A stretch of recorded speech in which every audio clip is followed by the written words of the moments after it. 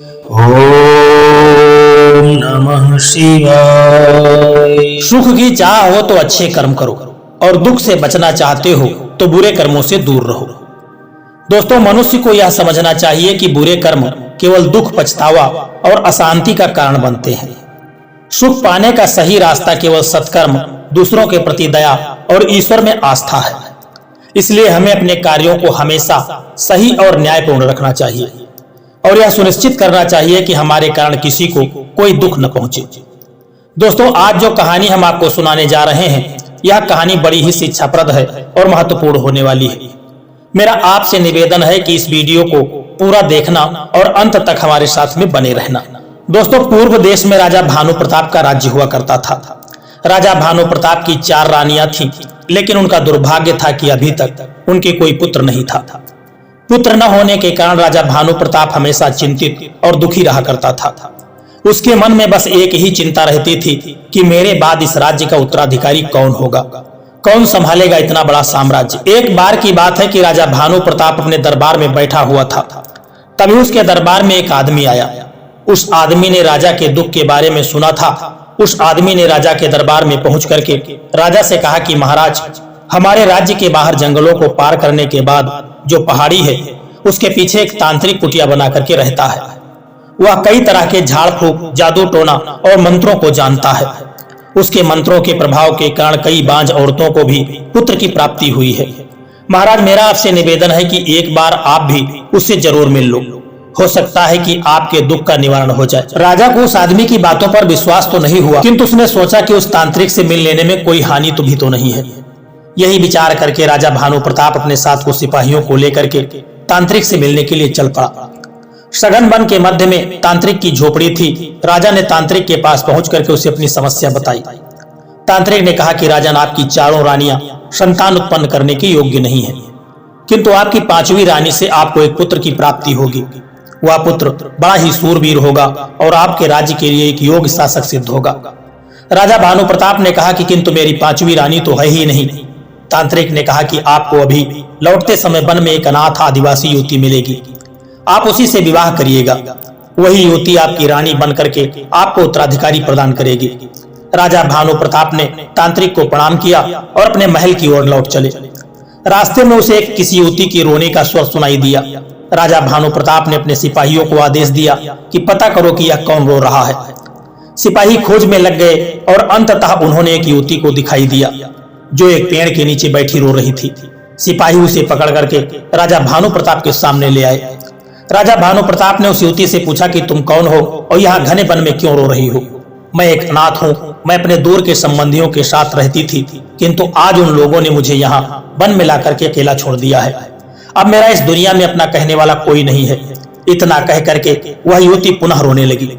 राजा भानु प्रताप ने उस युवती से पूछा कि क्या तुम आदिवासी हो? युवती को आश्चर्य हुआ। जी हाँ, किंतु आपने यह सब कैसे जाना? राजा भानु प्रताप ने उस युवती से कहा कि तुम इतनी सुंदर हो, इतनी सुंदर तो कोई आदिवासी युवती ही हो सकती है। तुम घबराओ नहीं, यदि तुमको स्वीकार हो तो मैं तुमसे विवाह करके तुम्हें अपनी रानी बनाना चाहता हूँ। राजा भानु प्रताप समझ चुका था कि यह वही युवती है जिसके बारे में तांत्रिक ने उसे बताया था। युवती को भला क्या आपत्ति होती, हर युवती रानी बनना चाहती है। उस युवती ने भी सहर्ष स्वीकृति दे दी। राजा भानु प्रताप युवती को लेकर के अपने महल लौट आया। उसी दिन उसने अपने आदिवासी युवती से विवाह कर लिया और उसे अपनी 5वीं रानी बना लिया। वह युवती आदिवासी रानी कहलाने लगी। आदिवासी रानी के आने से जो बाकी 4 रानी थी उनको अच्छा नहीं लगा। वह आदिवासी रानी से चिढ़ने लगी। जब रानियों को पता चला कि आदिवासी रानी गर्भवती है तो वह और भी व्याकुल हो उठी, चिंतित हो उठी। उन्हें लगा कि यह आदिवासी रानी ने संतान को जन्म दिया तो उन सब की अपेक्षा आदिवासी रानी का महत्व बढ़ जाएगा। जबकि राजा भानु प्रताप को आदिवासी रानी के गर्भवती होने का समाचार मिला तो वह फूला नहीं समाया। उसे लगा कि तांत्रिक के कथन के अनुसार यह कथन सत्य हो रहा है, उसे अब अपना उत्तराधिकारी मिल जाएगा। 4 रानियों ने यह निश्चित किया कि वह आदिवासी रानी की संतान को जीवित ही नहीं रहने देंगी और इस बात की भनक राजा को भी नहीं लगने देंगी कि आदिवासी रानी ने संतान को जन्म दिया है। सारा षड्यंत्र रच करके उन 4 रानियों ने आदिवासी रानी की देखभाल करने का नाटक करने लगी। संतान के जन्म का समय आया तो पहली रानी राजा के पास पहुंची और महाराज, अब शुभ घड़ी आ गई है, जब इस राज्य को भावी राजा मिलेगा। पहली रानी ने कहा, ऐसे शुभ अवसर पर आपको महल के बाहर जाकर के जो दीन दुखी हैं, अनाथ हैं, उनको दान दक्षिणा देनी चाहिए। तुम ठीक कहती हो। राजा को अपनी पहली रानी की बात बड़ी उचित लगी। उसने अपने सेवकों को बुलाया और दान दक्षिणा देने महल के बाहर चला गया। चारों रानियां यही तो चाहती थी कि आदिवासी रानी जब संतान को जन्म दे उस समय राजा महल में न रहे। राजा के जाने के बाद दूसरी रानी आदिवासी रानी के पास पहुंची और दूसरी रानी ने आदिवासी रानी से कहा कि बहन, हम चाहती हैं कि तुम्हारी संतान को जन्म लेते समय कोई कष्ट न हो, इसलिए तुम ऐसा करो कि धान के कोठे में छेद में अपना सिर डाल करके बैठ जाओ। इससे तुम्हारी संतान बहुत स्वस्थ रहेगी। भला कौन मां नहीं चाहेगी कि उसकी संतान स्वस्थ रहे। आदिवासी रानी तो बड़ी भोली थी, और फिर भला कौन ऐसी मां होगी जो अपनी संतान का भला न चाहेगी। आदिवासी रानी ने दूसरी रानी की बात मान ली और धान के कोठे के छेद में अपना सिर डाल करके बैठ गई। जैसे ही आदिवासी रानी बैठी वैसे ही उसकी कोख में हलचल हुई और संतान का जन्म हो गया। तीसरी रानी पहले से ही तैयार खड़ी थी। उसने आदिवासी रानी की संतान को, जो एक सुंदर पुत्र था, उठा करके चौथी रानी को सौंप दिया और पुत्र के स्थान पर एक गोल गोल पत्थर ला करके रख दिया। चौथी रानी ने आदिवासी रानी के पुत्र को अपनी दासी को दे दिया और वह उसे ले जाकर के वन में भूमि में गाड़ाए। दासी के जाते ही चारों रानियों ने आदिवासी रानी का सिर धान के कोठे से निकाला और बिलाप करने लगी कि आदिवासी रानी ने तो पुत्र को नहीं बल्कि एक पत्थर को जन्म दिया है। तत्काल राजा को बुलवाया गया। राजा ने पुत्र के स्थान पर पत्थर को देखा तो वह आग बबूला हो उठा। उसे लगा कि तांत्रिक ने उसे मूर्ख बनाया है और किसी डायन या चुड़ैल ने उसके मत्थे पर मर दिया है, अन्यथा कोई भी स्त्री किसी पत्थर को कैसे जन्म दे सकती है। राजा ने आदिवासी रानी को महल से निकाल दिया और वापस वन में भेज दिया। आदिवासी रानी के पास पुत्र के पैदा होने का कोई साक्ष्य तो था नहीं, अतः वह क्या कर सकती थी। उसने भी राजा भानु प्रताप की आज्ञा को चुपचाप स्वीकार कर लिया और दुखी मन से वन में चली गई। इसके बाद चारों रानियों ने राजा को समझाया कि हमें प्रजा को यह नहीं बताना चाहिए कि उसने एक पत्थर को जन्म दिया था, अन्यथा प्रजा के मन पर इसका बुरा प्रभाव पड़ेगा। हमें यह घोषित कर देना चाहिए कि आदिवासी रानी बच्चे को जन्म देते समय ही मर चुकी थी और उसका बच्चा भी नहीं बचा। राजा ने पूछा, लेकिन हम आदिवासी रानी के शव के बदले किसका अंतिम संस्कार करेंगे? चौथी रानी ने कहा कि आदिवासी रानी के शव के बदले मैं अपनी दासी का शव रख दूंगी। चारों रानियां षड्यंत्र में सहायता देने वाली उस दासी को भी जीवित नहीं छोड़ना चाहती थी। इसीलिए कहते हैं कि किसी भी षड्यंत्र में नहीं पड़ना चाहिए, वरना खुद का जीवन भी संकट में पड़ जाता है। ताकि वास्तविकता बात किसी को भी न पता चले, चारों ने ऐसा ही किया। आदिवासी रानी के शव के बदले उस दासी के शव को रख दिया और उसका अंतिम संस्कार करवा दिया। उधर जब दासी आदिवासी रानी के पुत्र को भूमि में गाड़ रही थी तो उसका यह कृत्य एक शेरनी देख रही थी। दासी के जाने के बाद शेरनी ने भूमि से आदिवासी रानी के पुत्र को निकाला और अपने साथ अपनी गुफा में लेकर के चली गई।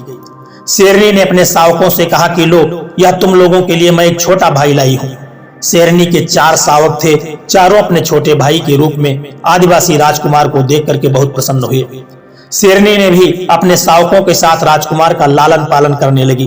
धीरे राजकुमार और शावक समय के साथ बड़े हो गए। राजकुमार एक सुंदर युवक बन गया और शावक बलशाली शेरों के रूप में विकसित हो चुके थे। एक दिन राजकुमार ने अपनी शेरनी माँ से कहा कि माँ, मुझे एक धनुष बाण दिला दो, जिससे मैं पूरे परिवार के लिए शिकार किया करूंगा। शेरनी राजकुमार के लिए धनुष बाण बनवाने के लिए लोहार के पास पहुंची। लोहार ने एक बहुत ही बड़ा और भारी भरकम धनुष बाण बना दिया। शेरनी ने धनुष बाण राजकुमार को दे दिया। उस दिन से राजकुमार अपने पूरे परिवार के लिए शिकार करने लगा। एक दिन की बात है कि राजा का एक सिपाही भटकता हुआ उसी वन में आ पहुंचा। उसने राजकुमार को धनुष बाण से शिकार करते हुए देखा। इतना बड़ा धनुष बाण उसने पहले कभी नहीं देखा था। उसने विचार किया, यदि यह धनुष बाण मैं अपने राजा को भेंट करूं तो वह मुझे बहुत सारा इनाम देगा। और इसी लालच में पड़ करके सिपाही ने राजकुमार का पीछा किया और शिकार करते करते जब राजकुमार थक कर आराम करने के लिए बैठ गया और उसे झपकी लग गई तो सिपाही ने चुपके से उसका धनुष बाण अपनी पीठ पर लादा और भाग खड़ा हुआ। जब राजकुमार की आंख खुली तो उसे अपना धनुष बाण नहीं दिखाई दिया। उसने बहुत ढूंढा किंतु उसे नहीं मिला। वह दुखी मन से अपनी गुफा में लौट आया। उधर सिपाही ने धनुष बाण ले जाकर के राजा भानु प्रताप को भेंट कर दिया। राजा भानु प्रताप ने सिपाही से पूछा कि जब धनुष बाण इतना बड़ा और भारी है तो इसे चलाने वाला भी बहुत बड़ा होगा। सिपाही के मुख से असली बात निकल गई, नहीं नहीं महाराज, वह तो एक सुकोमल युवक था। यह सुनकर के राजा को सिपाही पर बहुत क्रोध आया। वह उसे चोरी के सामान भेंट कर रहा है। साथ ही उसे यह जिज्ञासा हुई कि वह युवक कौन है, देखने में कैसा है, जिसका यह धनुष बाण है। राजा भानु प्रताप ने विचार किया कि यह धनुष बाण उस युवक को वापस कर देना चाहिए, और जब वह युवक इसे लेने आएगा तो वे उसे देख भी लेंगे। राजा ने डुग्गी पिटवा दी कि एक धनुष बाण उसे मिला है, जिसका भी हो वह आकर उसे ले जाए, किंतु असली मालिक की पहचान के लिए उसे चला कर दिखाना होगा। यही समाचार पक्षियों के द्वारा शेरनी के पास पहुंचा।